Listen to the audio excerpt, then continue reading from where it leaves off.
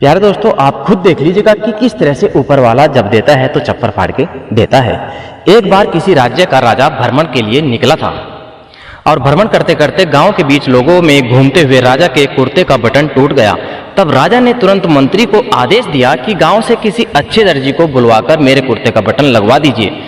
तुरंत पूरे गांव में अच्छे दर्जी की खोज शुरू हो गई। संयोग से उस गांव में सिर्फ एक ही दर्जी था, जिसकी गांव में एक छोटी सी दुकान थी।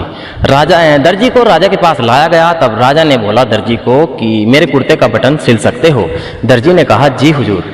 तब दर्जी ने तुरंत अपने थैले से धागा निकाला और राजा के कुर्ते का बटन लगा दिया। राजा ने खुश होकर दर्जी से कहा, बताओ तुमको इस काम के कितने पैसे दूं?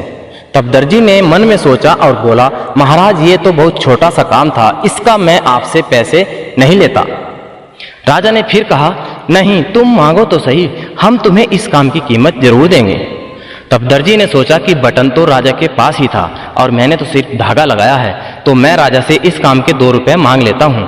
फिर दर्जी ने मन में सोचा कि मैं राजा से अगर 2 रुपए मांगूंगा तो राजा सोचेगा कि इतने से काम के इतने सारे पैसे, कहीं राजा ये ना सोच बैठे कि बटन लगाने के जब ये मेरे से 2 रुपए ले रहा है तो गांव वालों से कितना लेता होगा, क्योंकि उस जमाने में 2 रुपए की कीमत भी बहुत होती थी। यही सोचकर दर्जी ने लास्ट में कहा कि महाराज आप अपनी स्वेच्छा से कुछ भी दे दीजिए। अब राजा को भी अपनी हैसियत के हिसाब से देना था ताकि समाज में उसका रुतबा छोटा न हो जाए। यही सोचकर राजा ने दर्जी को 2 गांव देने का हुक्म दे दिया।